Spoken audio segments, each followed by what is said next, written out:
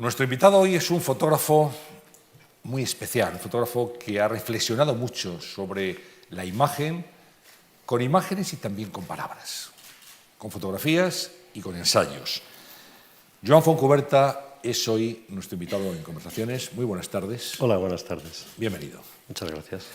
Es Premio Nacional de Fotografía, Premio Nacional de Ensayo, también esto es muy importante, en 2011 por la Cámara de Pandora, ganador en 2013 del Premio Hasselblad, considerado como el Nobel de la Fotografía, y acaba de publicar un ensayo bien interesante y bien provocador también, La furia de las imágenes, en el que habla de la posfotografía en la era digital.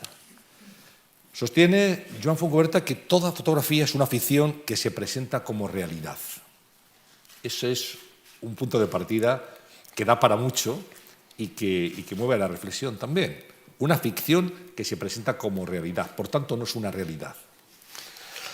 Esto es una cuestión seminal en mi trabajo y nos puede llevar pues, a horas y horas de discusión, pero intentando explicarlo de una manera sucinta, diría que la fotografía es un producto anclado históricamente en la revolución industrial, en la cultura tecnocientífica del siglo XIX, que traduce toda una filosofía económica, el colonialismo, etc., pero que es heredera al mismo tiempo de toda una tradición de representación visual, del Renacimiento, en fin. Y por lo tanto, la fotografía aparece en el siglo XIX como un elemento que tiene que certificar nuestra experiencia visual, ¿no? Un elemento que autentifica aquello que vemos. Esa es la teoría. Lo que pasa es que cuando analizamos la imagen nos damos cuenta de que, como todo producto humano, pues no deja de ser más que una construcción y, por lo tanto, una interpretación, ¿no? Es decir, que la distinción que podríamos haber hecho por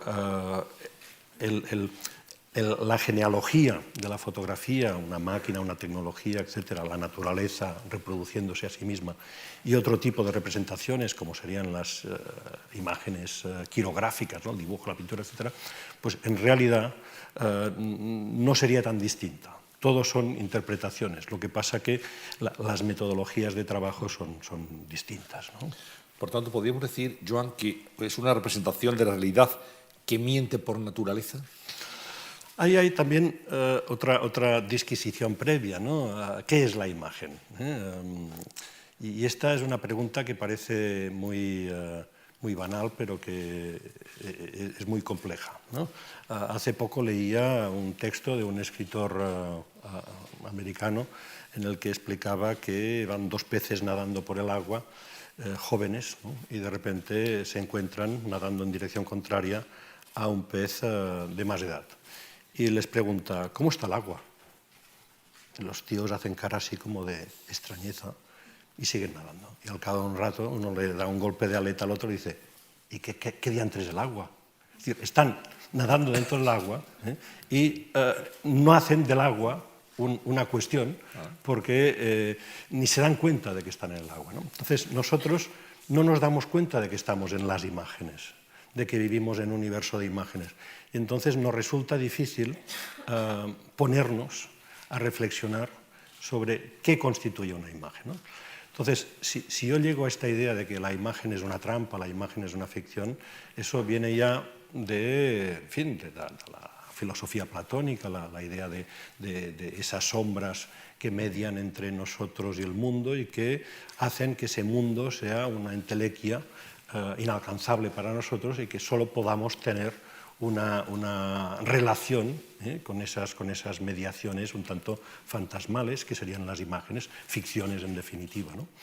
Y entonces ocurre, que es hasta cierto punto la propuesta un poco descabellada que hago en este libro, La furia de las imágenes, que las reglas del juego cambian cuando las imágenes ya no son elementos suntuarios, minoritarios, sino que abundan de tal modo, están masificadas de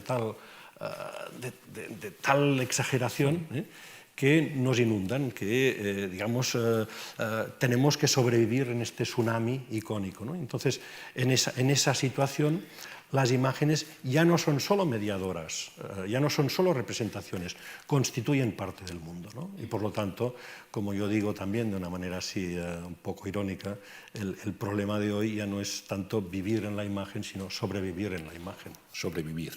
Sobrevivir. Nos preguntamos entonces cuál es el papel del fotógrafo. Y en este ensayo dice, el papel del fotógrafo se basa en ejercer el control necesario para imponer una dirección ética a su mentira. El buen fotógrafo es aquel que miente bien la verdad. Esta idea procede de una premisa que para mí fue también determinante. Y yo entendía que la fotografía, yo he sido profesor durante muchos años, la vocación pedagógica pues siempre ha sido uno de los elementos que ha guiado mi actividad. Y me daba cuenta de que en realidad la fotografía no debería formar parte del currículum de las bellas artes, sino de la filosofía.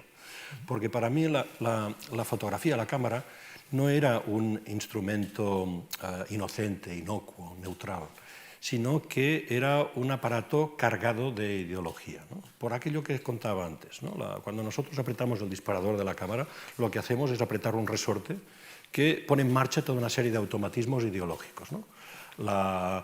Desde la representación griega, el Renacimiento, la perspectiva central, el empirismo, etcétera, etcétera, ¿no?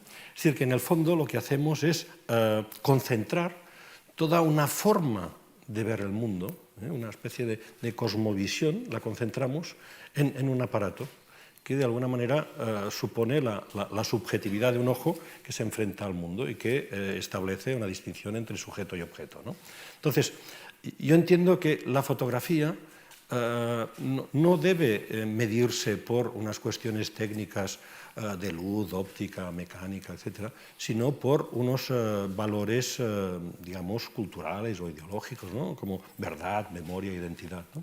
Por lo tanto, para mí, la fotografía no debería definirse tanto por un procedimiento, sino por ese conjunto de contenidos, de valores o incluso de funciones. O sea, ¿para qué utilizamos las fotografías y no utilizamos los dibujos? Tanto da como se hagan, ¿no? Entonces, las fotografías las utilizamos para salvaguardar memorias, para refrendar experiencias, para precisar detalles que queremos no olvidar, etc., ¿no? Es decir, hay unos cometidos muy específicos para la fotografía, ¿no? Y ahora, por ejemplo, que todos llevamos un móvil dotado de una cámara fotográfica, pues, ¿para qué hacemos fotografías? Hemos pensado cómo las hemos integrado de una manera espontánea a nuestras vidas, cómo prácticamente ya no sabríamos comunicarnos, interaccionar con los demás sin utilizar, sin mandar, sin recibir fotografías. Es decir, que la fotografía está ocupando un lugar primordial como elemento de lenguaje, ya no de escritura. O sea, hemos dicho muchas veces la fotografía es la escritura con luz. Sí, bueno, o sea, los fotógrafos eran los escribas de la luz, muy bien, pero es que ahora ya no hacen falta escribas, todos escribimos, todo. Es decir, la fotografía se ha incorporado de una manera natural a nuestro lenguaje, a nuestra manera de expresarnos. Por tanto, todo fotógrafo, digamos, es un filósofo y habla de la dirección ética que tiene que imponer a esa falsedad o esa mentira, digámoslo así, que es la imagen captada de la realidad. Bueno, a ver, ¿qué más querría todo fotógrafo que ser filósofo? Te pregunto. No. A ver, es que yo creo que habría que hacer otra distinción, que es la que yo propongo, que es o sea, nosotros ahora todos somos homofotográficos. Es decir, después del Homo sapiens, llegamos a un estadio del homofotográficos. Todos hacemos fotos, todos nos comunicamos, nos interrelacionamos con fotografía, ¿no? Pero hacer fotos da, digamos, entidad, da categoría de fotógrafo. Esta es otra discusión, ¿no? Es decir, no lo sé, dudo. Es que habría fotógrafos y fotógrafos. Sí. Aquellos que sacan el móvil para hacer una foto o aquellos que se plantean la fotografía desde una perspectiva más artística. O sea, sí, podríamos decir, haciendo como una distinción terminológica, que habría fotógrafos y gente que hace fotos. Exactamente. Sí. Eso sería una buena distinción. Sí. Entonces, ¿qué categoría le damos al fotógrafo, ¿no? Entonces, a mí me gustaría dignificarlo con esos atributos de alguien que piensa visualmente, ¿no? O sea, que utiliza la cámara para pensar el mundo en imágenes. Estaba pensando en aquella serie muy celebrada, por cierto, que se publicó en ABC durante muchos años, después en El País, las fotografías psicológicas que hacía Alberto Sommer, a quien usted conoció, yo tuve también la oportunidad de conocer, y bueno, iba más allá que la mera captura de unas imágenes, intentaba retratar el alma de los personajes y además ponerlo en situaciones que definían lo que era su propia forma de ser. Sí, bueno, este ha sido ha sido el gran desafío del retrato en toda la historia, pero no solo de la fotografía, sino también de la pintura, ¿no? Intentar pues plasmar el personaje más allá de la apariencia, ¿no? Y han habido fotógrafos que efectivamente han salido muy bien parados de esta tesitura. El retrato intenta captar a través de la cámara el espíritu, el alma de una persona. Se dice en algún foro clásico de la televisión que una persona puede engañar a alguien cercano, pero no puede engañar a la cámara. ¿La cámara del fotógrafo capta algo intangible de la forma de ser, de la presencia de la persona que tiene enfrente, del objetivo? Ahí entraría el tema de la fotogenia, que es muy interesante, pero antes me gustaría hablar de Richard Avedon, que ha sido uno de los grandes retratistas de la historia de la fotografía, que decía que la gente iba a retratarse a su estudio como cuando uno va al consultorio médico para que le digan cómo está. Es decir, que él, de alguna manera, hacía un diagnóstico del personaje, ¿no? Y otro fotógrafo, amigo nuestro, Humberto Rivas, fallecido hace pocos años, pues decía que el retrato siempre era una especie de combate entre el fotógrafo y el modelo, y que el retrato era bueno cuando ganaba el fotógrafo, y que el retrato era malo cuando ganaba el modelo.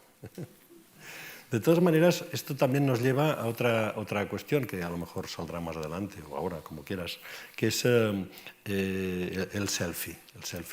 Sí, estaba claro, ¿no? Es decir, porque que hoy en día todo el mundo se hace un autorretrato, ¿no? Sí, que a mí me parece un fenómeno muy interesante por muchas razones. Ha sido denostado, ¿no? La vanidad, no sé qué, pero más allá de estas consideraciones, yo creo que es interesante en la medida en que permite, por primera vez en la historia de las imágenes, que cada uno sea el gestor de su propia apariencia. Es decir, hasta ahora, la imagen que damos a los otros la hacía o un profesional o un artista, ¿no?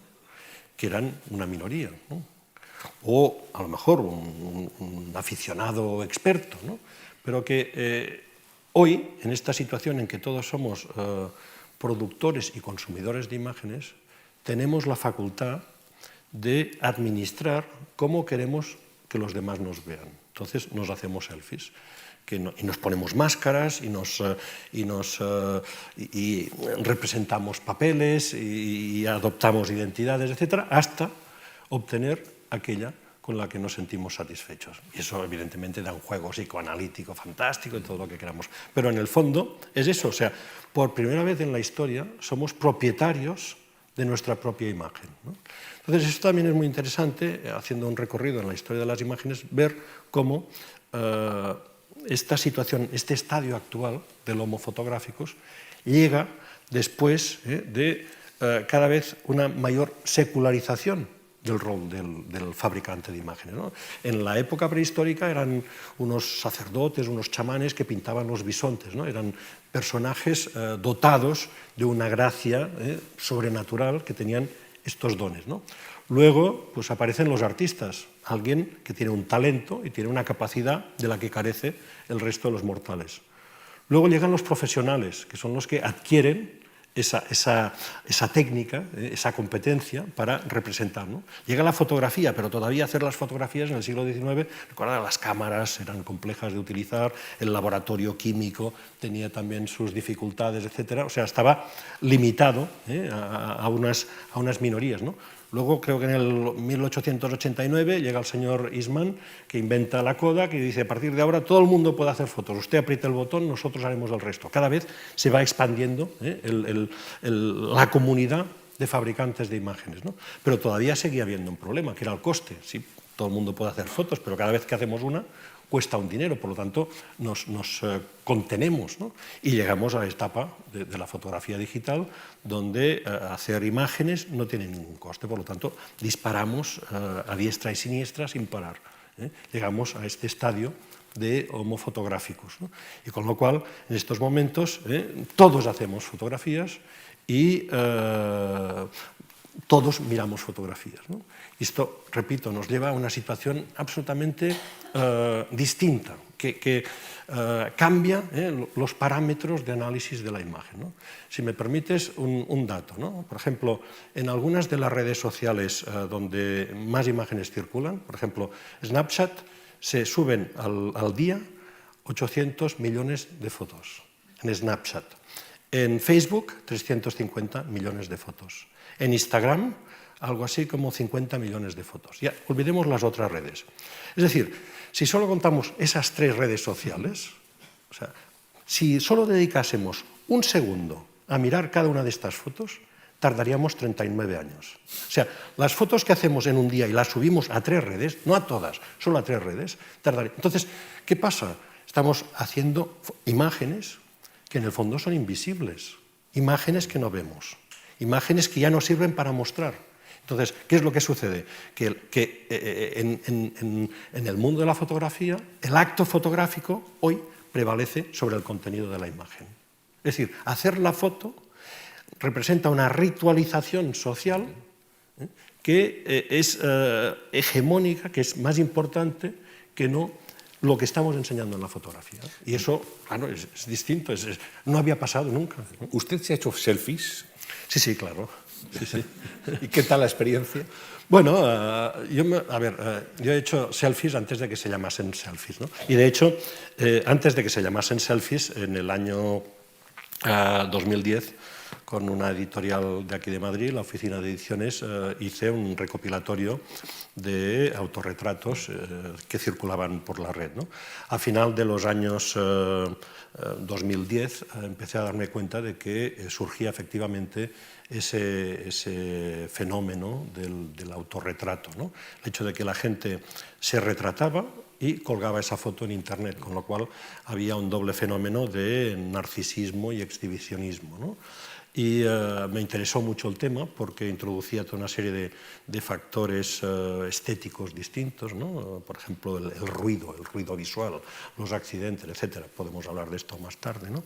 Y entonces, con un grupo de alumnos, empezamos a coleccionar este tipo de materiales gráficos, llegamos a confeccionar un archivo de más de 30.000 imágenes, estoy hablando del año 2010, es decir, todavía no se había inventado el término selfie, ¿no?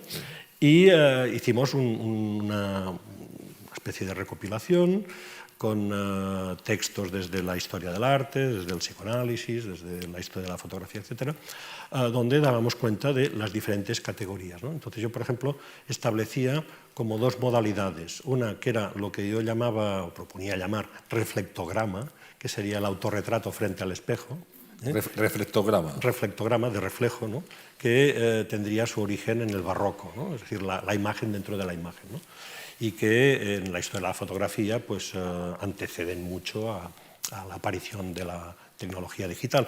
Y luego lo que sería la autofoto, es decir, que sería el hacerse la foto estirando el brazo, todo lo que dé, para captarnos nosotros y a lo mejor más gente dentro del recuadro fotográfico, ¿no? Es decir, que habría la fotografía directa hecha así, y el retrato frente a alguna superficie reflectante, ¿no? Hay un fenómeno curioso, hablaba de narcisismo hace un instante, de humanidad, frente al concepto de intimidad. La fotografía antes se hacía para guardarlas en los álbumes familiares, que después se veían un domingo por la tarde, en las fotos de los antepasados, de la familia, la propia evolución de la vida de uno. Frente a ese concepto de la fotografía en un ámbito cerrado, íntimo, podríamos acuñar quizá el concepto de extimidad, la fotografía que se cuelga para que la vea cuanto más gente mejor y que además den likes, que den que les gusta la fotografía, en fin, se busca una aprobación. ¿Somos tan narcisistas, hemos sido siempre así, o este tipo de fotografía digital instantánea favorece ese elemento exhibicionista que todos llevamos dentro? No sabría responderlo de una manera académica o científica. Lo que sí es cierto es que ese narcisismo yo intuyo que ha existido siempre. Lo que pasa es que ahora tiene unas pantallas por las que expresarse y tener más visibilidad, ¿no?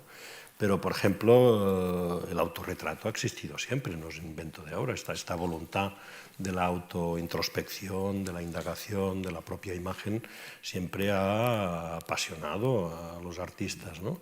Lo que pasa es que ahora, en la medida en que todos tenemos la cámara en la mano, pues todos repetimos este gesto. Entonces lo que está pasando es que eso se multiplica exponencialmente, es decir, es esta masificación, esta furia de las imágenes. En ese concepto de mentira, entre comillas, que usted ha acuñado, me interesa mucho conocer qué papel juegan los programas informáticos de tratamiento de imagen. El más popular es Photoshop, hay más, ¿sí? Se puede retocar, se puede cambiar la realidad. A una persona se la puede cambiar, se le puede poner más agraciada, más delgada, con otro color, con otro aspecto. ¿Eso contribuye a esa tesis que usted estaba defendiendo hace un momento de la mentira en la fotografía? Esa mentira ha existido siempre. Por ejemplo, en 1837, antes de que naciese la fotografía, 2 años antes, pues Daguerre ya hacía fotografías compuestas, es decir, hacía trucos, ¿no? Daguerre era un personaje que venía del mundo del teatro, del espectáculo, y tenía, digamos, un conocimiento de las ilusiones y de cómo sacar partido. Fue el que inventó el diorama, etc. Entonces, han habido siempre trampas. Otro fotógrafo, pues Bayard, se autorretrata en una escenificación, también son casos históricos de los prolegómenos de la fotografía, o sea, dentro de la protofotografía ya empiezan a haber muestras de ficciones fotográficas, de trampas, de retoques, ¿no? Cuando la técnica todavía es muy rudimentaria y las emulsiones pues, son ortocromáticas y por lo tanto no responden a la sensibilidad de los diferentes colores como las emulsiones modernas, pues resultaba que los fotógrafos, por ejemplo, hacían una marina y el cielo les quedaba absolutamente blanco, sin detalle en las nubes, y en cambio el mar estaba bien expuesto. Entonces, ¿qué hacían? Pues hacían 2 tomas del mismo paisaje, uno midiendo la luz del cielo y otro midiendo la luz del mar. De esa manera obtenían 2 placas que luego en el laboratorio combinaban. Es decir, hacían un fotomontaje, que diríamos hoy. Lo que pasa es que lo hacían no con finalidades de engañar, sino al revés. Había como una especie de voluntad cosmética, de corregir los defectos de la técnica, hacer que como dijo luego Walter Benjamin, el ojo que habla a la cámara se parezca al máximo posible del ojo que habla a la naturaleza, ¿no? Es decir, que haya el mínimo de diferencia entre estas 2 miradas, la mirada del ojo y la mirada de la técnica, ¿no? Entonces, cuando aparece Photoshop, que si no recuerdo mal fue en el año 1889 o 8, 1900, sí, 1980. Yo recuerdo la fecha porque en el año 1990 fui artista y profesor invitado en el Art Institute de Chicago y por primera vez vi ordenadores muy potentes trabajando con la fotografía y el vídeo, ¿no? Y eso trastocó completamente mi perspectiva. Y en ese momento utilizábamos un programa de tratamiento de imagen que se llamaba Lumina. O sea, Photoshop no era todavía el programa de referencia, y Photoshop había nacido un año antes, ¿no? Por lo tanto, sí, debía ser el 88, 89. Entonces, estos programas lo que hacían era aplicar de una manera pues, más sencilla y automatizada toda una serie de recursos de los que ya disponíamos en el cuarto oscuro tradicional. Incluso las herramientas, los pictogramas con que se describen las diferentes técnicas de actuación de Photoshop vienen a ser elementos que ilustran utensilios que teníamos en el laboratorio. Seguramente muchos que utilizan el Photoshop ahora pues no lo saben, pero por ejemplo para aclarar una zona en el lenguaje técnico del laboratorio se llamaba hacer una reserva y se cogía un alambre, se ponía un trozo de plastilina en la punta, entonces mientras se hacía la proyección del negativo hacíamos así para con la plastilina hacer que una zona del negativo afectase menos luz sobre el papel, con lo cual lo aclarábamos. O a veces con las manos hacíamos así, tal, ¿no? para que pasase más luz y de esa manera oscurecemos un poco más el papel, ¿no? Bueno, pues todavía hay unos dibujitos que se ve el alambre con la bolita de plastilina o la mano así haciendo el hueco, ¿no? Es decir, mucha gente no sabe el origen de esos pictogramas, pero es porque están mimetizando un efecto que ya obteníamos. Es decir, todo lo que se puede hacer en Photoshop, prácticamente, si no todo, la gran mayoría, lo podíamos hacer de una manera artesanal en el laboratorio, ¿no? La gran diferencia es que en el laboratorio a lo mejor pues, tardábamos una semana en obtener un resultado y en el Photoshop tardamos 5 minutos, ¿no? Con lo cual, ¿qué pasa?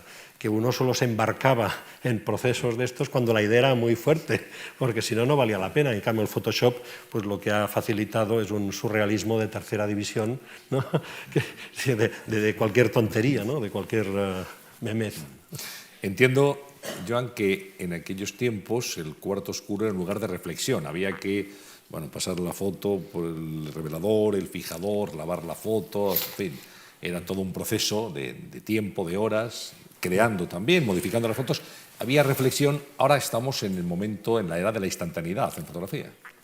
Es verdad que una de las, para mí, pérdidas, yo he vivido el tránsito de la fotografía fotoquímica analógica a la digital, y para mí una de las pérdidas es esa noción de espera.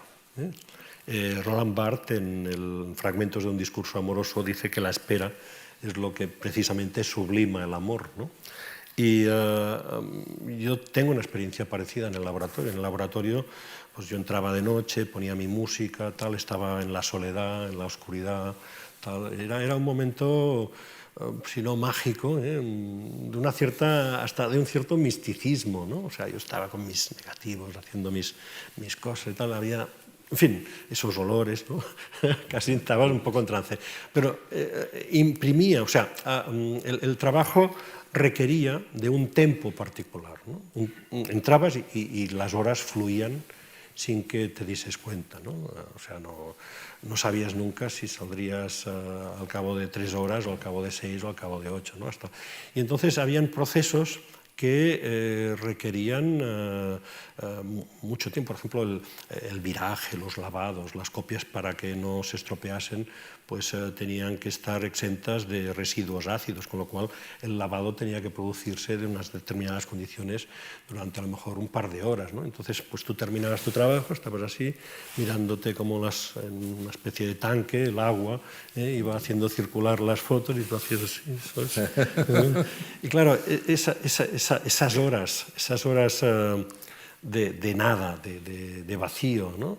Pues hacen que la mente piense y vaya pensando, ¿y esto que he hecho esta foto? ¿Y si hago esto? ¿Y si la utilizo con aquello? O sea, daba un tiempo de espera, un tiempo de distanciamiento crítico que efectivamente hoy no se da, ¿no? Es decir, y es algo que yo encuentro faltar, tal vez porque procedo de esa escuela, ¿no? Tal vez ahora quienes hagan imágenes, la nueva generación de fotógrafos, pues ya no lo requiere, ni sabe, ni entiende de qué estoy hablando, ¿no? Pero en mi caso, pues esa distancia crítica era un elemento importante como una fase de conclusión de un tiempo de trabajo, ¿no? ¿Cuándo supo que quería ser fotógrafo? Es un poco que le había atrapado el veneno de la fotografía. La verdad es que es una respuesta que me resulta fácil de explicar porque fue como una cierta epifanía para mí. Y repito, es muy fácil de explicar. En la escuela, haciendo bachillerato, tuve un profesor magnífico de Historia del Arte y de literatura que se llamaba Francesc Garriga, que era aficionado a la fotografía, y montó en el laboratorio un laboratorio.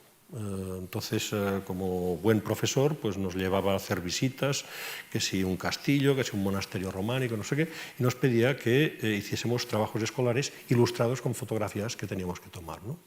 Entonces yo recuerdo que la primera vez que entré en el laboratorio, que él había montado, de una manera muy rudimentaria, una pequeña ampliadora, un cuarto oscuro, nada, pues y yo vi que de un papel blanco que poníamos en una cubeta con un líquido aparecía una imagen, me pareció un milagro, me pareció algo absolutamente mágico, un juego de manos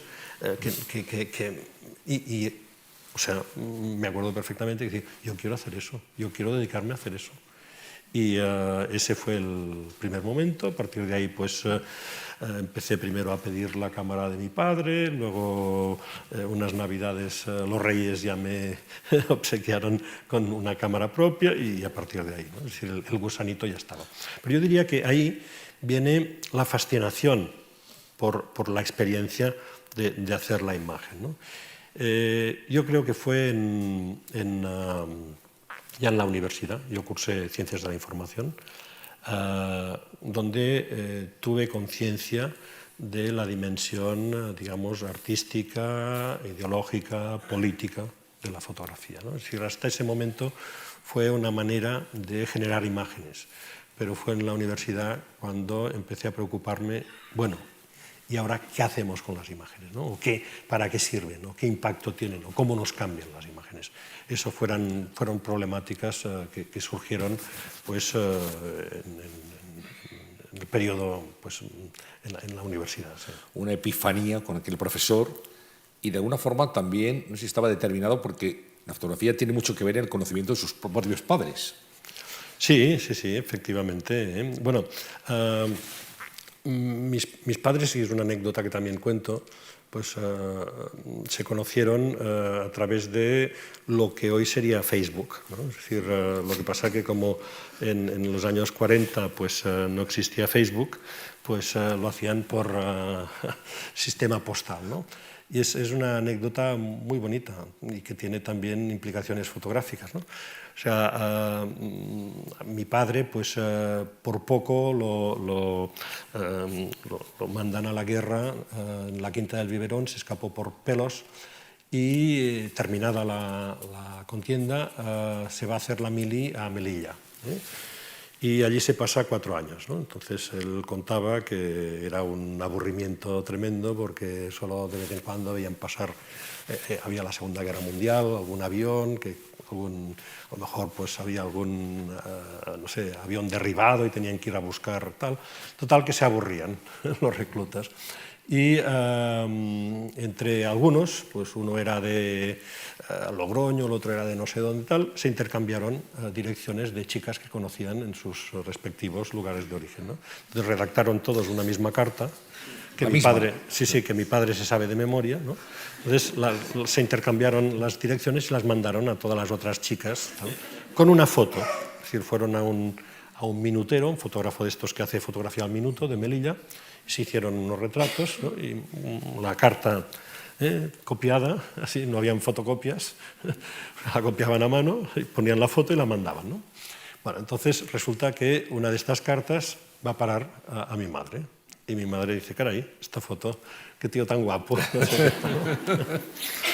Y esa foto pues fue el detonante de una relación, primero epistolar, luego se conocieron, un permiso, no sé qué, y al cabo de los años pues se casaron. Es decir, si esa foto hubiese estado desenfocada, a lo mejor hoy no estaríamos aquí hablando. Es decir, si esa foto no hubiese tenido esa fascinación, esa capacidad de seducción y tal, pues yo no existiría, ¿no?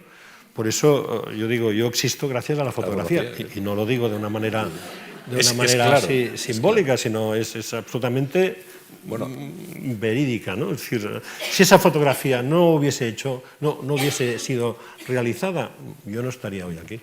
Así de claro. Ahí empezó todo con la fotografía. Sí, sí. Bueno, ahí empecé yo. Ahí empezó todo. La relación de los padres y después apareció Joan Fontcuberta. Cuando al final se hace una fotografía, tiene mucho que ver también, decía antes, la fotogenia. Luego podemos hablar de eso. ¿Esto es consecuencia, su existencia, de tener un padre fotogénico? ¿Qué es la fotogenia?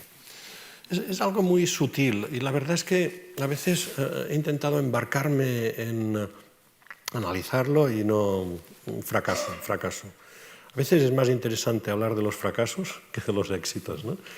Pues sé que existe, sé que está ahí, sé que hay efectivamente, no sé, algo mágico que hace que de repente una persona pues quede con unas cualidades o con una cosa evanescente y tal, y otras veces no. Pero la verdad es que como profesional, como fotógrafo, nunca he sabido exactamente cómo manejarlo, ¿eh? No sé. Yo de todas maneras he considerado que siempre he sido un pésimo retratista, ¿eh? Por lo tanto a lo mejor no soy...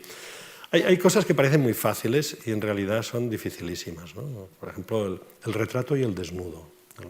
Son muy difíciles porque han sido practicadas a lo largo de la historia del arte por grandes genios y es muy difícil pues, contribuir con aportaciones que sean sustanciales, ¿no? Y yo lo reconozco, en esos campos he fracasado siempre. Bueno, no sé si es un fracaso, un error de apreciación, quizá eso lo cuenta también con frecuencia cuando hace ya años le preguntan a Joan Fontcuberta si tiene sentido introducir una cámara en un teléfono móvil. Y entonces no lo vio muy claro. No, y me di cuenta de que mi capacidad de prescriptor o de predicción era nulo, ¿no? Y entonces lo que he aprendido es que ahora tengo que decir lo contrario de lo que pienso. Entonces a lo mejor... ¿Cómo fue aquella consulta? ¿Cómo se produjo? ¿En qué contexto? Sí, mi cuñada trabajaba en una empresa de estudios de mercado, era psicóloga, y estaba haciendo un trabajo para una empresa que no quiso decirme en ese momento quién era, pero luego averigüé que era Movistar, ¿no? Y estábamos a principios de los años 90 y se estaba planeando empezar a introducir teléfonos móviles de una manera experimental. Sharp lo había hecho en Estados Unidos y en Japón, pero todavía parecía una idea experimental sin ningún viso de continuidad, ¿no? Y entonces se hizo una investigación a diferentes consumidores, a usuarios de teléfonos tal, y a fotógrafos, ¿no? Y yo creo que casi todos los fotógrafos profesionales dijimos que nos parecía una solemne tontería, que eso no funcionaría nunca, jamás de la vida se harían fotos con un teléfono, ¿no? Lo cual ya se ve que... No, pero a veces pienso que nos hicieron mal la pregunta, ¿eh? Es decir, que no nos tenían que haber preguntado qué nos parecía si se podían hacer fotografías con un teléfono, sino qué nos parecía si se podría hablar con una cámara. Entonces todos les hemos dicho que nos parecía fantástico, ¿no? Ahora esto es un poco un truco como aquella historia de los jesuitas y los dominicos que plantean una discusión filosófica, teológica, sobre si se puede fumar mientras se reza, ¿no? Entonces los dominicos dicen que que rezar es un acto de comunicación con Dios que requiere toda nuestra atención y por lo tanto no se puede fumar, ¿no? Entonces van los jesuitas y dicen, bueno, vamos a ponernos, no sé, delante de no sé si era el Papa o un obispo y que dictamine, ¿no? Y entonces le dicen, bueno, no se trata de si mientras rezamos podemos fumar, sino podemos, mientras fumamos, rezar. Entonces, claro, el obispo dice, hombre, claro, siempre se puede hablar con Dios, ¿no? Es decir, que todo depende de cómo lo plantees. Bueno, creo que usted lo que quería había pensado en ser fotoperiodista. Sí, mis primeros pasos fueron... me interesaba la fotografía documental, el fotoperiodismo. Estamos hablando a principios de los años 70. La fotografía documental tenía en ese momento mucha fuerza, Pero yo tuve un accidente en mi mano, en la mano izquierda no la puedo utilizar. Tuve de pequeño en la escuela, en las clases de química, hacía experimentos con explosivos. Y una vez Mezclaba clorato potásico con azufre Sí, inventé una fórmula fantástica de pólvora negra. en un tubo de redoxón. Sí, sí. Hacía submarinos, cohetes, bombas, minas, ¿no? Entonces era un poco bestia, pero lo hacía muy bien. Lo que pasa que en un momento dado pues, no calculé bien y me estalló uno de estos artefactos en la mano. Y todavía salí bien parado porque cuando me llevaron a urgencias la primera idea del médico era amputarme prácticamente el antebrazo, ¿no? Pero luego pudieron recomponerme los trozos de la mano que fueron quedando desperdigados y, en fin, tal que no puedo utilizar la mano izquierda, con lo cual con la cámara soy muy lento. Es decir, prácticamente tengo que utilizar la cámara con un trípode, ¿no? Entonces hay artistas como Jeff Wall que dicen que para hacer buenas fotos o tienes que trabajar muy rápido como Cartier-Bresson, o tienes que trabajar muy lento pensándolo todo. Entonces digo, bueno, ya que no puedo ser Cartier-Bresson voy a hacerlo. Y entonces tal vez por eso mi trabajo es mucho más reflexivo, mucho más meditativo, de tomarme mi tiempo, ¿no? Sí, sí.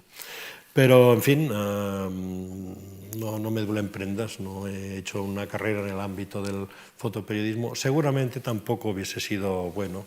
Y a lo mejor esto de la mano no es más que una excusa que yo me doy a mí mismo, porque luego he visto que tampoco tenía un ojo fotoperiodista, ¿no? Hay que tener una mirada particular, ¿no? Yo admiro mucho a los que la tienen y tengo que reconocer que carezco de esa mirada. ¿Quiénes son sus fotógrafos, modelos que más le han inspirado, aquellos a los que más ha admirado a lo largo de su carrera? Muchísimos, y teniendo en cuenta que he dado clases de historia de la fotografía, pues a cada uno lo admiro por parcelas distintas o por aportaciones particulares. No sé, a mí me interesa mucho todo el periodo de las vanguardias históricas, todo el momento de la Bauhaus, del constructivismo. Por ejemplo, Laszlo Moholy-Nagy, pues para mí es un personaje que como paraguas, ¿no? Que cubre diferentes ámbitos, que no es solo un hacedor de imágenes, es un teórico, es un diseñador, es un pedagogo, en fin, o sea, este tipo de multidisciplinaridad me interesa mucho, ¿no? Luego hay fotógrafos como Rodchenko, el ruso constructivista. Todo ese periodo yo diría que me resultan personajes que me han estimulado mucho y de los que he aprendido mucho.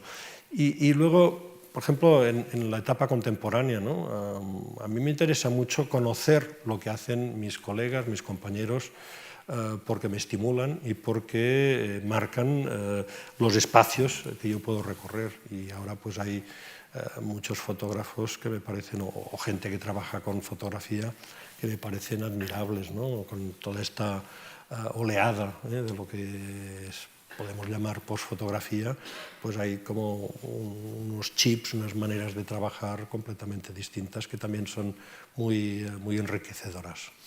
Postfotografía, que es un elemento que usted ha introducido en su último ensayo. ¿Qué entendemos por esa era postfotográfica? Hay algunos teóricos franceses que hablan de la hipermodernidad, que sería una modernidad caracterizada por el consumo, por el exceso, por la masificación, ¿no? Y esa hipermodernidad, cuando la relacionamos con esa proliferación desbordante de imágenes, nos lleva a la posfotografía, ¿no? La posfotografía sería una imagen todavía en deuda con lo fotográfico, pero ya escapándose hacia otros usos, otras parcelas de la vida de la imagen, ¿no? Por ejemplo, antes hablábamos de los álbumes de familia, de los autorretratos, etc. La fotografía tradicionalmente se ha sustentado sobre un andamiaje ideológico conformado por la verdad, la memoria. O sea, hacemos fotos para demostrar que algo ha ocurrido, hacemos fotos para recordar que algo ha ocurrido, etc. O sea que, por ejemplo, para sintetizar, verdad y memoria han sido dos valores sustentadores de la naturaleza de lo fotográfico, ¿no? ¿Qué pasa cuando la fotografía la seguimos haciendo igual con la luz, con las emulsiones y tal, pero ya no se interesa tanto? No es que no se interese nada, pero es decir, cuando ya no es un deber de memoria, o sea, ya no es una obsesión, sino una elección, la memoria. O cuando la verdad ya no es una obsesión, sino una elección.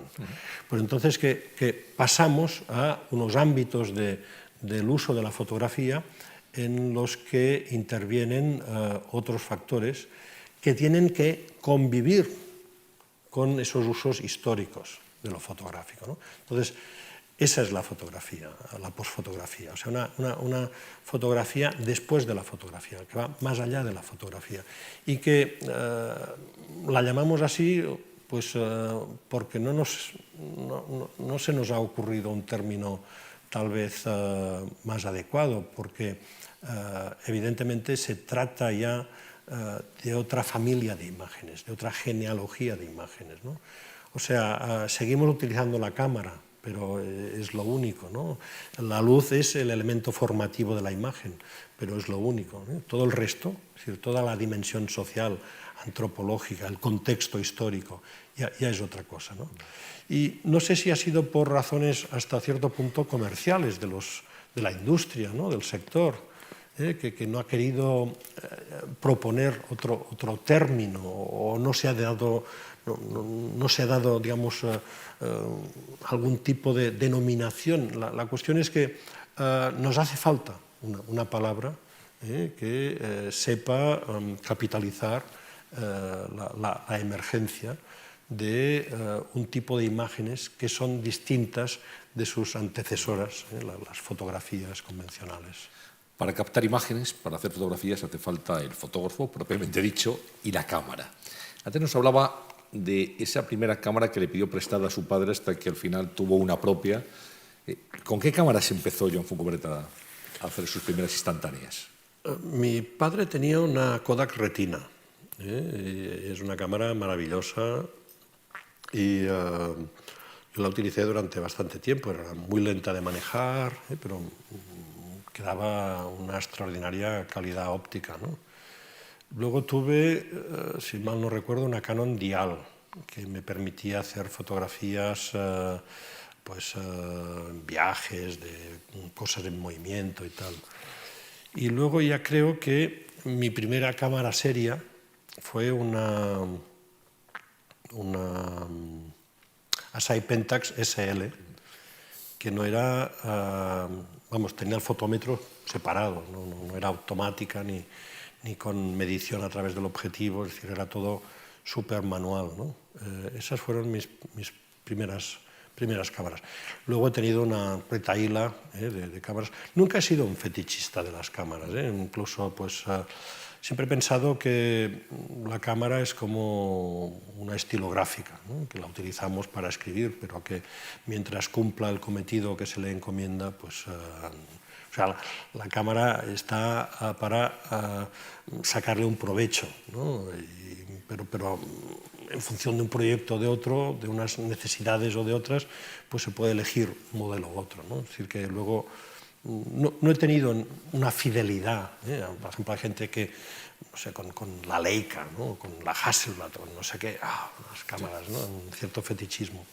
En mi caso no, he tenido de muchos tipos y he sacado partido a casi todas ellas, ¿no? ¿Cuál es la última que ha incorporado a su trabajo? Pues una maravilla, una maravilla. Además, hace poco que compré el nuevo modelo. Es una Sony AR7 Alpha 2, parece una especie de nave espacial.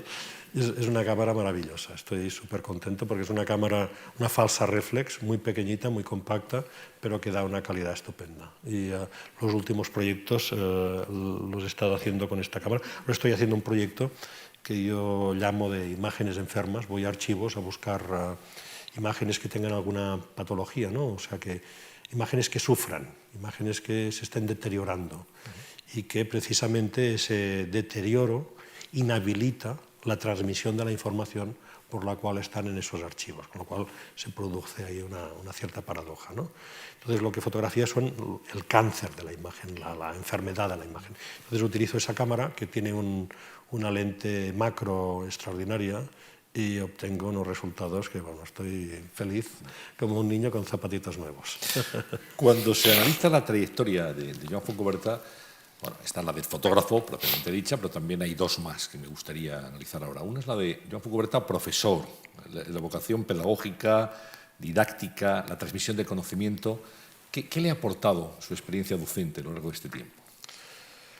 Hay dos formas de contestar a eso. Por un lado, decir que para mí enseñar ha sido una forma de aprender. O sea, y yo he enseñado para aprender, porque siempre que he enseñado he aprendido seguramente más yo que mis alumnos. Eso queda muy bien, pero es cierto en este caso. Sí. No, porque primero, no sé, prepararse unos temas, transmitir unos conocimientos, unos contenidos, implica investigar, estudiar, etc. O sea, yo entiendo que normalmente en las clases uno da un 5 o un 10% de lo que sabe, es decir, pero tiene que quedar ese pozo de reserva, ¿no? para poder sustentar y dar, digamos, solidez a lo que uno pueda explicar, ¿no? Y eso hace que te tengas que preparar, tengas que reflexionar, tengas tal, ¿no?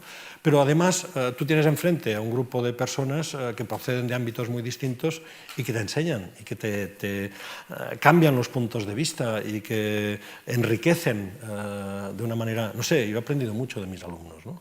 Y la verdad es que la enseñanza ha sido un elemento muy estimulante en mi creación. Algunos proyectos míos, de los más importantes en mi carrera, han nacido de clases, de seminarios, de talleres, y lo digo sin ningún pudor. Por ejemplo, por ejemplo, Hemogramas. Hemogramas es una serie que consistía en pedir a gente conocida de mi entorno una gota de su sangre. Desde el momento en que pues, el SIDA, estoy hablando de los años 80, etc., pues era una de las lacras, tal, la problemática y tal, pues claro, pedir sangre era una cosa delicada, ¿no? Entonces yo entregaba una hoja de acetato y pedía que me diesen gotas de sangre. Entonces, pues la primera gota siempre era redonda, puff, una gota que cae. Pero como mis amigos eran diseñadores, artistas, fotógrafos, arquitectos, no sé qué, pues entonces querían ser originales y hacían gotas poniendo la huella o poniendo en el microondas a ver qué pasaba. Entonces me daban gotas muy... Entonces yo ponía esas gotas en la ampliadora y lo ampliaba. Bueno, ese proyecto nació, me acuerdo perfectamente, en un taller que di en México, en el Distrito Federal, con un grupo de fotógrafos jóvenes, que surgió la idea. Vamos a hacer sangre de México, ¿no? Y cada uno una gota de sangre y a ver qué hacemos y tal. Y eso salió de ahí, es decir, que fue una proyección, ¿no? Esa sería, digamos, una parte. Pero la otra parte es que mi andadura artística se inicia a principios de los 70 y es un periodo pues, muy marcado por unos años antes todo el movimiento del 68, el situacionismo, la contracultura, el postestructuralismo, en fin, hay toda una serie, hay un caldo de cultivo ahí que hace que cuando alguien sale en ese momento pues está como recibiendo una atmósfera o respirando una atmósfera particular, ¿no? Entonces, por ejemplo, el arte conceptual. Yo me siento muy deudor del arte conceptual, ¿no? Lo que pasa es que el arte conceptual me parece un poco aburrido, un poco excesivamente solemne. O sea, yo diría que mi trabajo ha consistido en hacer del arte conceptual algo más divertido, ¿no? un poco más que tenga un puntito como más de vida, que sea algo, no sé, más ameno, ¿no? Pero bueno, lo que quería decir es que para el arte conceptual, o sea, hablar de arte es hacer arte, enseñar arte es hacer arte, hacer pedagogía del arte es hacer arte. O sea, no había una diferencia entre la producción de obras y la reflexión sobre las obras, o la transmisión, o la mediación de las obras con el público, etc., ¿no? Es decir, que todas estas actuaciones se entendían como facetas de la actividad artística in extenso, ¿no? Entonces, para mí, la enseñanza la entendía también de una manera creativa, ¿no? La entendía como un ejercicio de creación, en el fondo.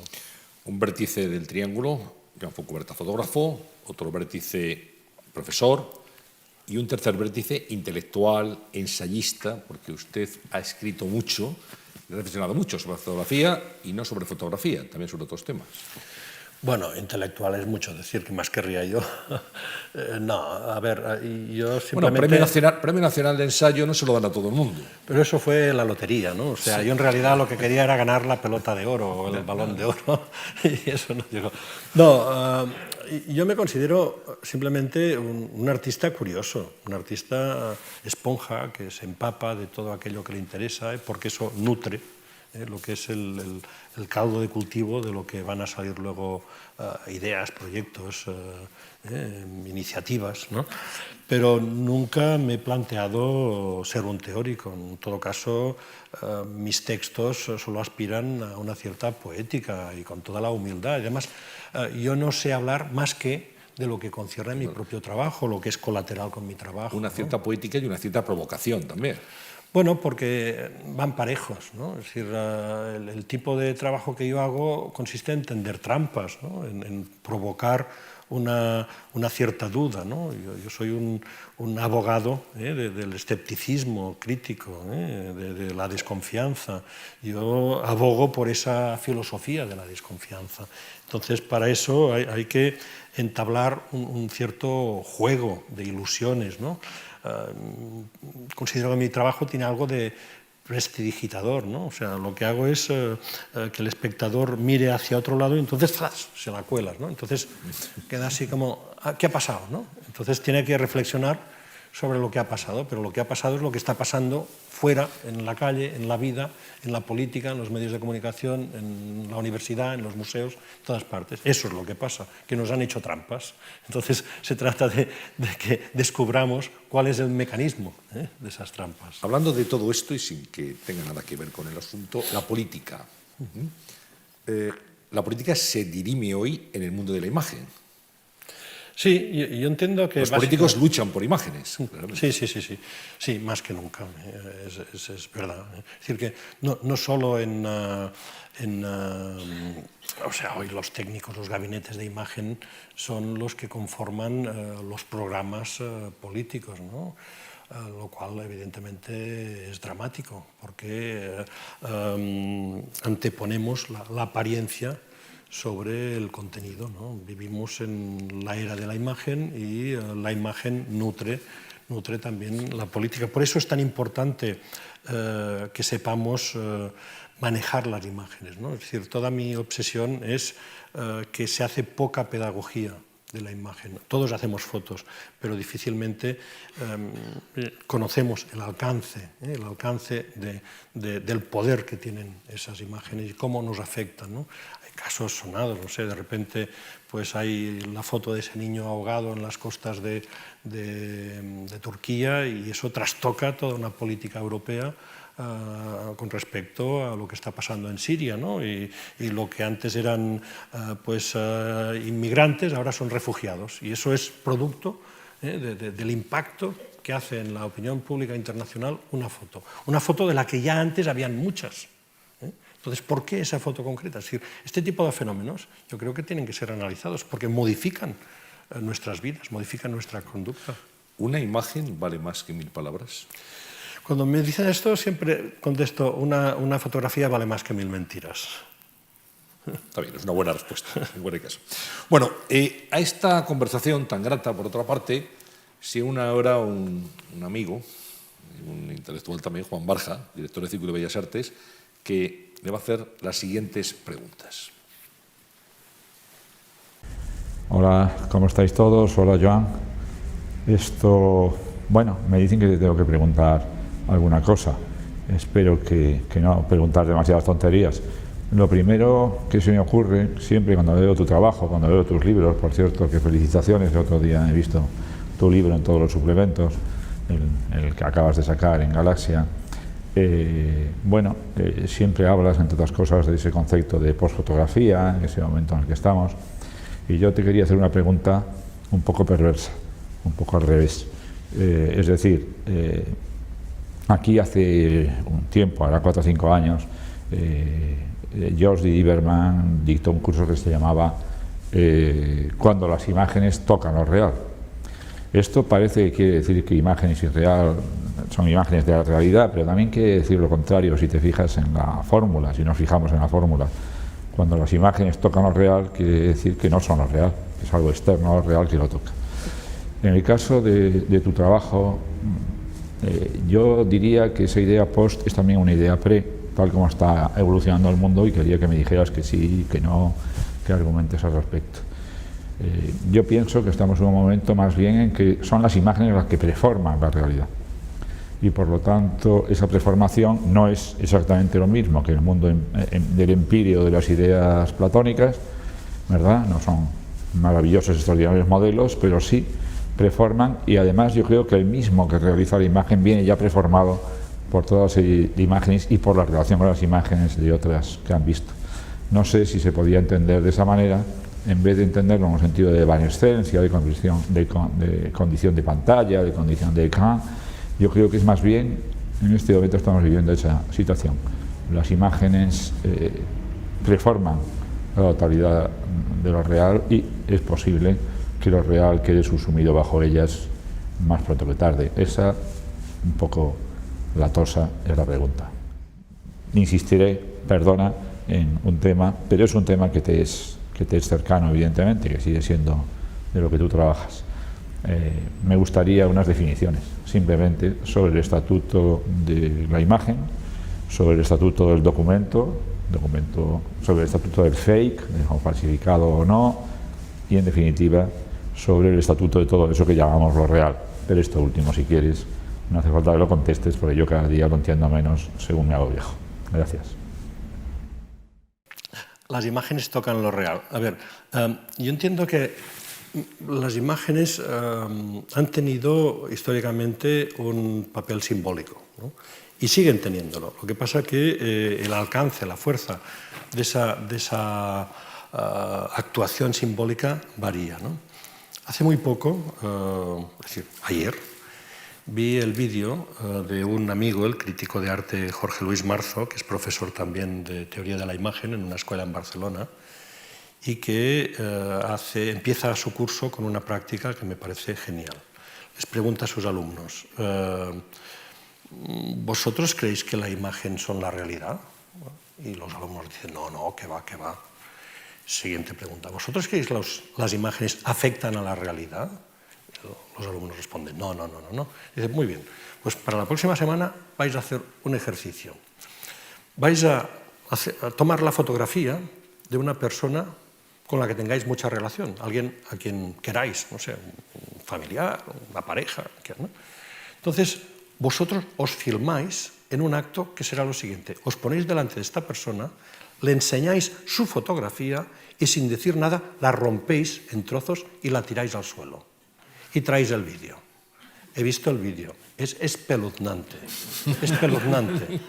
Porque la persona que ve cómo alguien, sin más, se le acerca, le rompe la foto y la tira al suelo, le pregunta: ¿qué te he hecho? O la recoge y la recompone, como en un collage. ¿Qué te pasa? ¿No? Es brutal. Es decir, si la imagen no es nada, si la imagen no afecta a la realidad, no habrían estas reacciones. O sea, otros se enfadan y agreden al que está rompiendo la foto, o chillan. Es decir, ¿por qué estas reacciones delante de una imagen si no es nada, si no afecta a la realidad? Claro que afecta a la realidad. Es decir, nos sentimos representados, algo nuestro parece que está ahí. Como tratemos la imagen, bueno, y esto tiene que ver con los símbolos, y podemos hablar del símbolo de la estatua de Franco, no sé qué, o el símbolo de las banderas y tal. Es decir, que proyectamos vivencias, proyectamos valores en símbolos que son para nosotros importantes. Y las imágenes, evidentemente, tienen una función simbólica. Y en tanto que función simbólica, pues modelan, formatean nuestro concepto de la realidad. Yo no sé lo que es la realidad, esta es una cuestión filosófica, yo no soy filósofo, no me atrevo a decir qué es la realidad, pero digamos, las aproximaciones a lo que es la realidad vienen dadas en muy buena parte precisamente gracias a estas ficciones que son las imágenes, ¿no? Le preguntaba también Juan Barja por el estatuto de la imagen.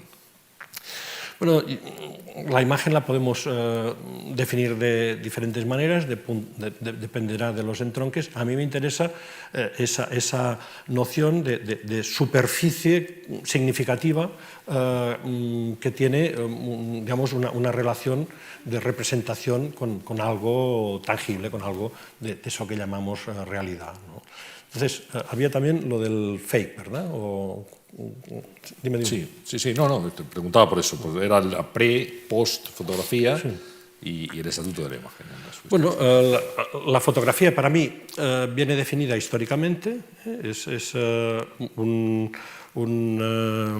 digamos, una cultura de visión determinada por los parámetros históricos decimonónicos, del positivismo, del naturalismo, de la cultura científica, etcétera, etcétera. En cambio, la posfotografía sería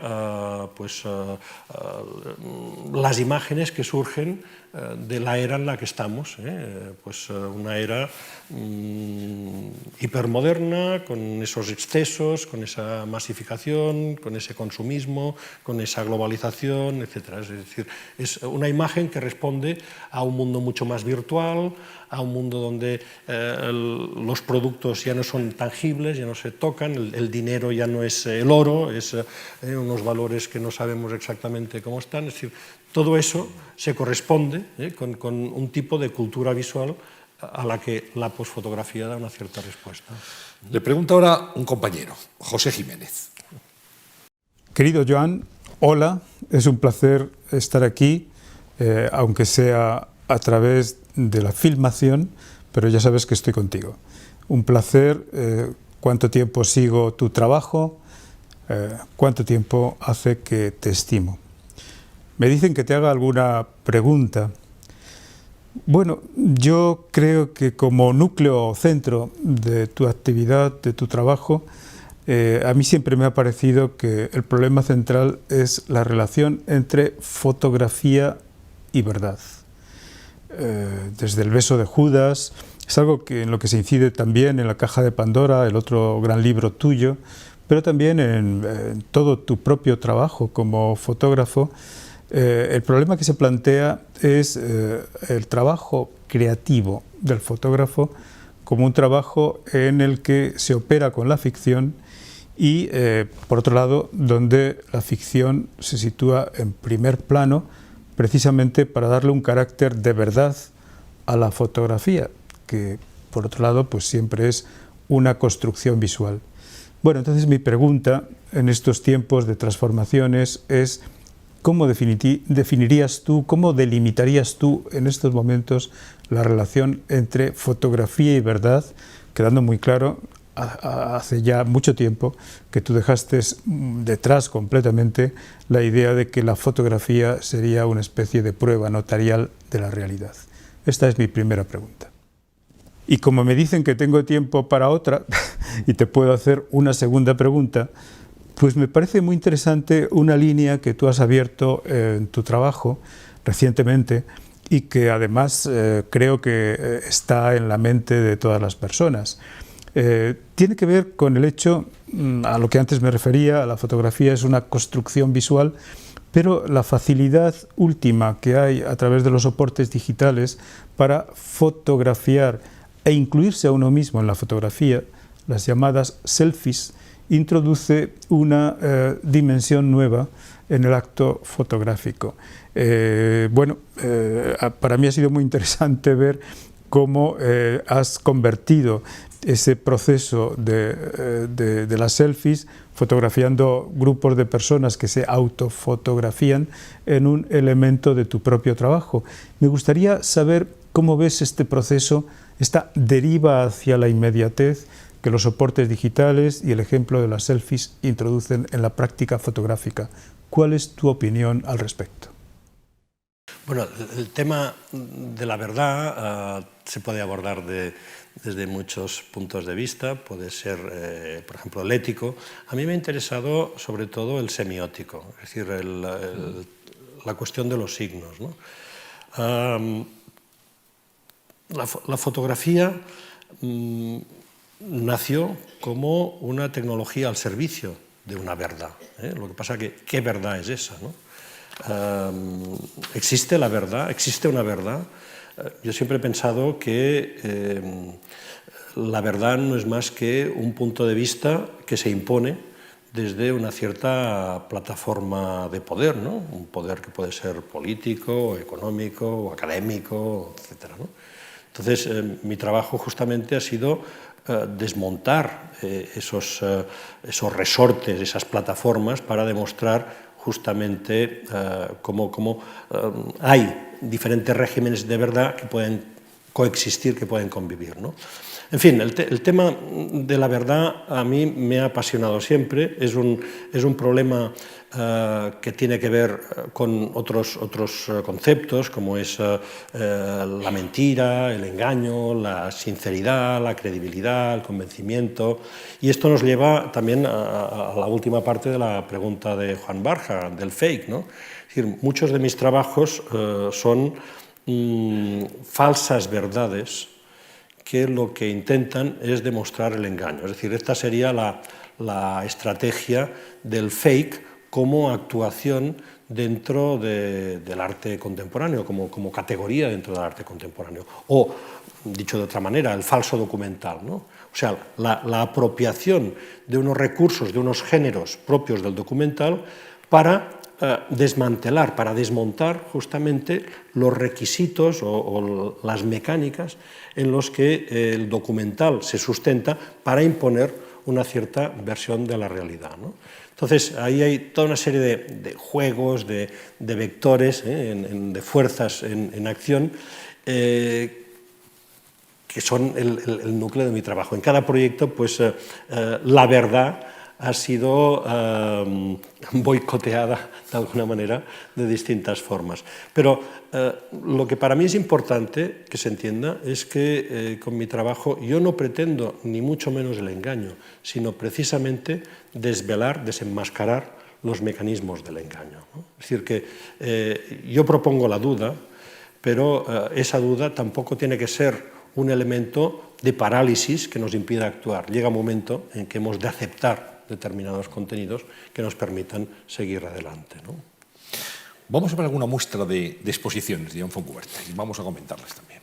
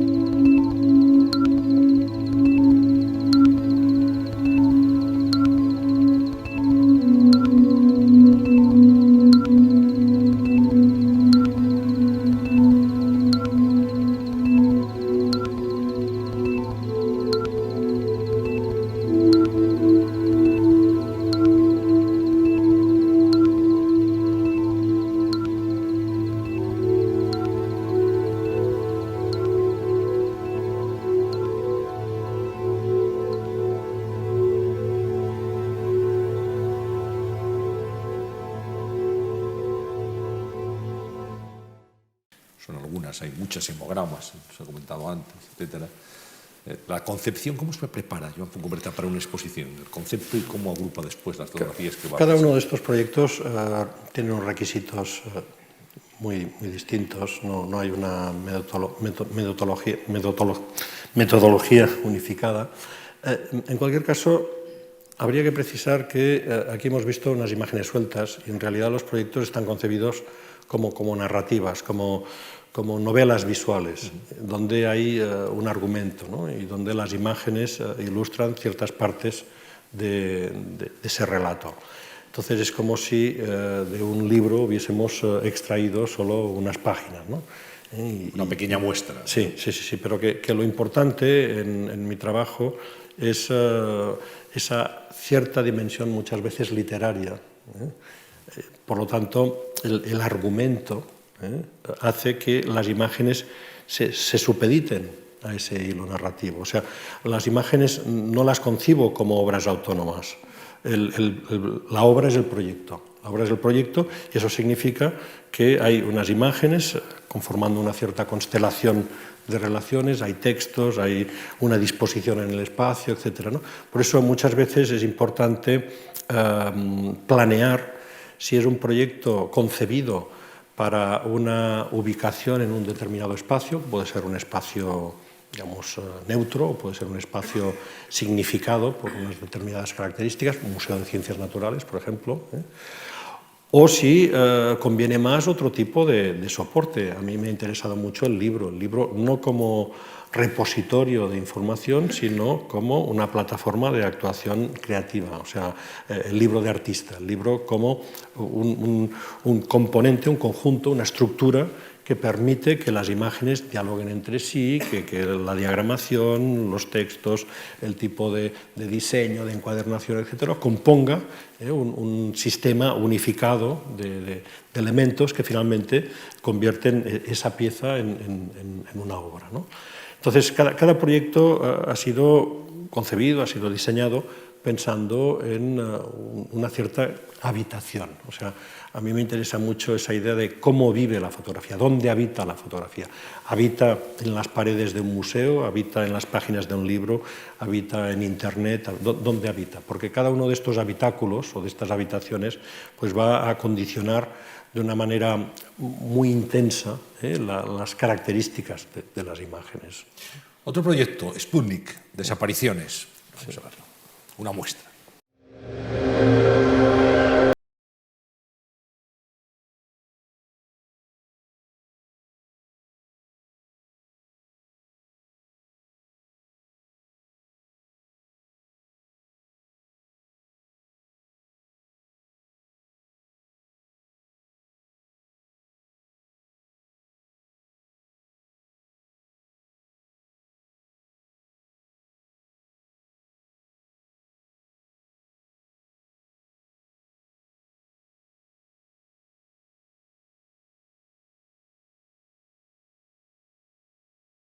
Hombre, ¿por qué molestaba? ¿Por qué? Aquí le vemos en diferentes fotografías tomadas. Era un hombre bastante admirado y reconocido, de prestigio reconocido. Y muy conocido, por lo tanto. En la Unión Soviética. Y lo que ocurre, como en tantas otras ocasiones, fruto de la casualidad, se descubre toda la historia, la trama de este hombre, de Iván Istosnikov. Muy propio del stalinismo, el borrar, sí, ¿no? Figuras. Este proyecto lo concebí justamente en Chicago, cuando vi esos equipos de ordenadores. Me di cuenta de que toda la capacidad narrativa de la fotografía iba a cambiar con la tecnología digital. Era el año 1990, un año antes se había desplomado el muro de Berlín, la antigua Unión Soviética estaba en transformación, con una crisis económica, política, institucional, etc. Su programa espacial, que era la estrella de su propaganda, pues también quedó muy mermado. Entonces se me ocurrió hacer un proyecto que recuperase pues, ese secretismo, esa nebulosa de dudas sobre el programa espacial. Porque así como la NASA pues, siempre divulgó con una cierta transparencia tanto sus éxitos como sus fracasos, en el caso soviético pues la propaganda hizo de las suyas, ¿no?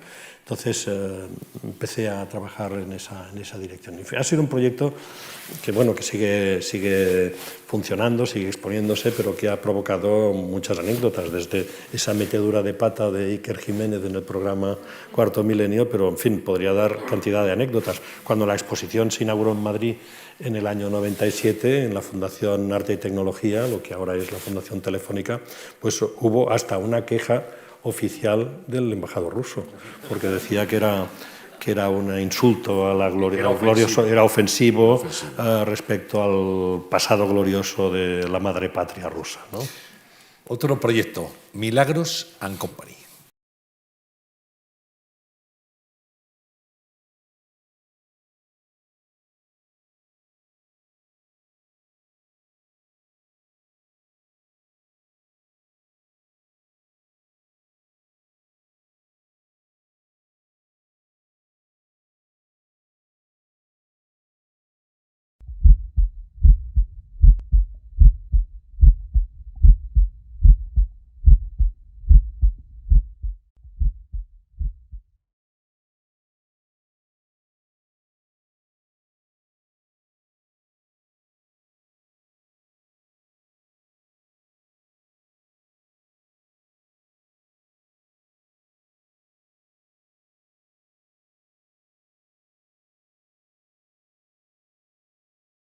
Zip.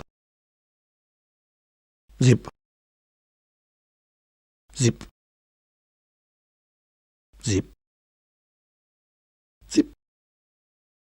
Zip. Zip. Zip. Zip, zip, zip. Bueno, este proyecto me permite hablar de un elemento que también considero marca de la casa, que es el humor, ¿no? Antes decía que el arte conceptual tradicionalmente ha sido muy aburrido, ¿no? Ha sido muy sesudo, muy pretencioso, muy solemne. Y yo he intentado introducir este elemento de humor, de ironía, de sarcasmo, a veces de esperpento, ¿no? Este es un trabajo pues, que alude a la fotografía de espíritus de principios del siglo XX. O sea, siempre hay muchas referencias a la historia del arte, a la historia de la fotografía. O sea, yo me alimento, ¿no? Me fertiliza mucho el pasado de la imagen, la historia del arte, y siempre hay referencias, no puedo evitarlo, ¿no? Entonces, en este caso, pues está claro que lo que hago es apropiarme de unos lenguajes del ilusionismo, de Méliès, del cine cómico, etc., ¿no? Es decir, que son recursos utilizados deliberadamente, ¿no? Porque para mí trabajar con el humor no quiere no significa dejar de hacer cosas serias, significa dejar de hacer cosas aburridas, ¿no? A mí me parece que el humor puede ser absolutamente serio, ¿no? Y vamos a ver una galería fotográfica a modo de álbum y podemos ir comentando las fotos ya. ¿Esta? Bueno, esta es en un museo en Portugal, no sé si en Coimbra o en Porto. Y los museos de historia natural siempre han sido para mí un escenario muy, muy fascinante, ¿no? Me gusta ese ambiente hasta cierto punto surreal, porque en fin, los animales pues, en su entorno tienen una razón de ser, pero desubicados se convierten en un objet trouvé, un objeto surrealista, ¿no? En la taxidermia, ¿no? Los animales disecados, esos esqueletos reconstruidos como rompecabezas. No sé, hay toda una serie de elementos que siempre me han resultado muy atractivos y es una de mis debilidades. Cada vez que visito una ciudad no puedo dejar de visitar el Museo de Historia Natural si lo hay. Se lo tiene. Vamos con otra. Esta forma parte ya de un trabajo de mistificación, se titula Safari, donde yo me doy cuenta de que cuando los turistas van a África a hacer fotografías, en safaris fotográficos, lo que hacen es volver todos con las mismas fotos, ¿no? Que son las fotos que corresponden a los dioramas que hay en los museos de ciencias naturales. O sea, por ejemplo, el león así descansando en la sabana con un árbol, no sé qué, la manada de elefantes, no sé qué. Es decir, que en el fondo yo no sé si es que los guías ya les paran el jeep en el lugar donde van a tomar la foto, pero todos llegan con el mismo tipo de disparos, ¿no? De fotos. Y que esos disparos son los que ya encontramos cuando visitamos museos, los dioramas, las reconstrucciones. Es decir, que hasta cierto punto, cuando vamos a África o cuando vamos a cualquier sitio, no vamos a descubrir, sino a reconocer, a confirmar aquellos modelos que ya llevábamos, ¿no? Nuestros prejuicios. Esto forma parte de Fauna, que es un proyecto que realicé con Pere Formiguera, mi añorado amigo. Fuimos juntos a la escuela, murió hace un par de años. Y es la historia de un supuesto encuentro de un archivo de materiales zoológicos de un naturalista alemán, Ameisenhausen, que viaja por el mundo, una especie de mitad Humboldt, ¿no?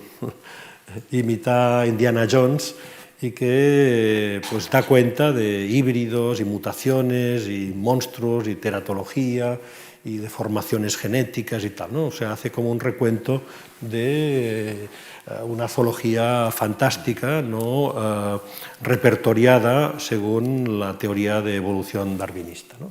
Entonces, para ello, pues, construíamos su archivo, su familia, su álbum, etc., ¿no? Esto vuelve a ser de milagros, diferentes fotografías como trucos de magia, trucos de ilusionismo. También todo el aparato, el dispositivo, digamos, documental. A mí me interesan mucho las vitrinas, mimetizar lo que encontramos en los museos, ¿no? O actuar directamente sobre museos que no son necesariamente de arte, ¿no? Me da la sensación de que cuando un proyecto se coloca en un museo de arte queda fosilizado, queda desactivado de su principio de provocación, ¿no? O de transgresión. Y por eso me gusta actuar sobre espacios que tengan otro tipo de connotaciones como museos de ciencia. Esto forma parte también del proyecto de las sirenas, ¿no? Que es la historia de un paleontólogo francés, un cura, que descubre unos fósiles de unos homínidos del Mioceno que se llaman Hydropithecus, que significa monos de agua, ¿no? Y entonces ese descubrimiento trastoca toda la teoría de la evolución humana. Esto forma parte de los selfies. Que reflexivo, que decíamos. Sí, es una pregunta de Espejo Jiménez que no he terminado de contestar. No sé si tendré tiempo en lo que dure la diapositiva, pero efectivamente, bueno, el tema del selfie, y primero, no es una moda, es algo que está ahí para quedarse y que introduce toda una serie de elementos fotográficos que cambian la estética fotográfica, y es por eso que me interesa, ¿no? Por ejemplo, el error, por ejemplo, los juegos que permiten, se aboca ahí toda una parafernalia gráfica de filtros, de tal, y eso trastoca seguramente la fotografía que haremos mañana.